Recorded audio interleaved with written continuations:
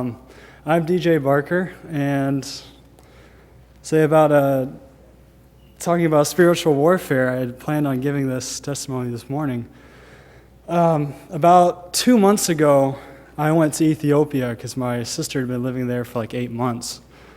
And she's living there with the family where they kind of like take care of street kids and stuff like that. And they just bring them in off the streets, kind of preach the gospel to them. They try to give them a life because out there it's so rough. You know, they're living on the streets in Ethiopia. How much worse can it get? It's already a third world country, and they're on the streets. So I went around Easter time. So, like I said, 2 months ago. Best Easter of my life. One I will never forget. So at this point, I had been there only 3 days. I got there that Friday night, and that night when I got there, we went to a church service there that's for like international missionaries and stuff like that. And me and my sister get up, and we kind of walk out of the service. I had to go to the bathroom. I didn't know where I was, so we go, and we start walking back into the sanctuary, and I'm like, I think someone's going to get healed on this trip. Just a passing comment. She's like, oh, okay, cool, Don't know what to say to that, and we walk back in, don't really think anything else of it. Later that night, we're with the family that my sister lived with, and the mother, she's like, we really need to pray for this other guy that came with us. His name was Clay, because I think he's going to heal somebody on this trip. And me and my sister just look at each other, and we're just like, whoa! No way. All right, we got to start praying about this. So we all just start praying for him. Then Easter morning, I wake up, it's around 7 o'clock, and one of the Ethiopian boys, his name is Balai, he goes running every morning. So I hear the gate close out of the compound around like 6 o'clock in the morning, and then like 15 minutes later, I hear it back open or something. I'm like, what is he doing back already? He usually takes like a good hour or two or something like that, and he comes around and knocks on my door. He's like, DJ, I have a story to tell you. Like, what's going on, Belial? Are you all right? Like, what happened? He's like, I saw a man about to hang himself while I was running, and I brought him back here. And I'm just like, whoa, like, okay. So we get everybody, and we start talking to this guy. He doesn't know any English whatsoever.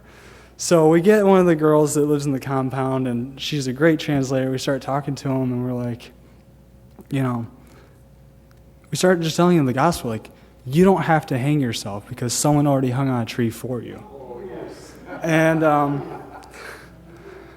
so this is like 7 o'clock in the morning, and this is only my third day there. It just gets crazy.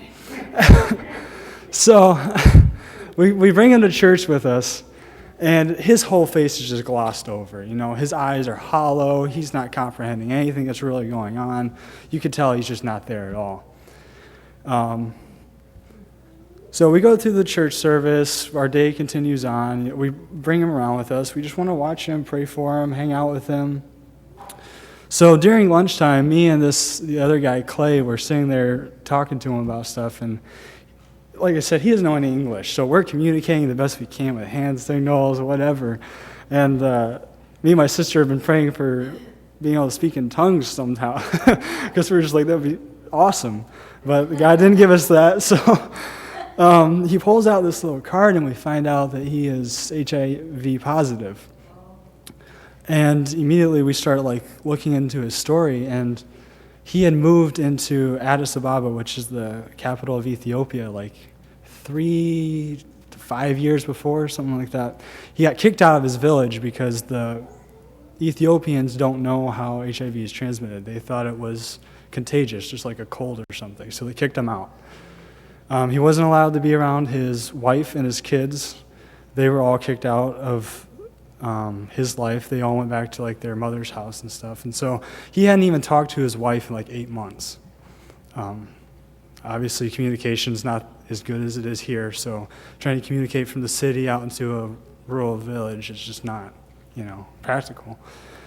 So we start talking to him, finding out what's going on, and after lunch we're like, okay, we need to pray for him to be healed of HIV. So we gather everybody around, we start praying for him, and I just knew at that point, I'm like, okay, this guy is going to get healed. Like, this is the guy we were supposed to pray for. So we get done praying for him. I start playing some worship songs. We're all singing and stuff, and our day continues on again. Later, some of the Ethiopians are talking to him, and all of a sudden they rush into like a room or something, and we're all like trying to figure out what's going on. They come and grab Clay, drag him into the room, and they started casting a demon out of this guy. His body just went rigid, and the demon started speaking out of him, telling him that he was going to kill this guy, that was his goal, was to kill this guy, Geta Chow. And just crazy. Like, we just began praying over him. His nose started bleeding, it was the weirdest thing. Like, I think that was the demon trying to get us away because we knew he had HIV. You know, he was trying to keep us from getting that demon out. So we prayed for him, and he was set free from the demon and healed of HIV. It was amazing.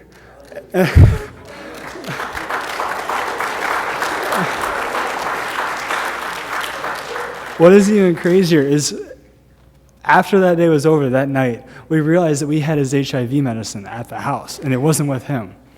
And he had already gone, the HIV medicine is actually what made him want to kill himself. He had taken it the night before at the wrong time or something, and he woke up the next morning just psychotic. And so that night we realized we had it, and at this point, we don't have any blood tests. Hasn't even been 24 hours yet, you know? All we have is our faith that said he had been healed. And so we're all back at the house, and it hits us that we have his medicine. And we're like, God, don't let that demon come back and take him and destroy him. Protect him. We're like, give him the best night's sleep he had ever had. So later in the week, Tuesday night, we find out we're going to just like help him figure out where he's going to live. He was having some issues. And he tells us, he's like, Sunday night after that, best sleep I've ever had.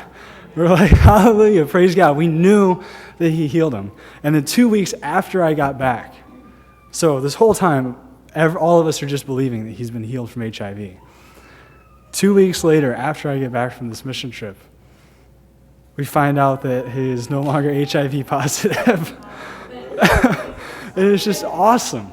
I could not believe it. So, best Easter of my life, literally saw someone go from death to life in one day. And what better day to do it on than Easter?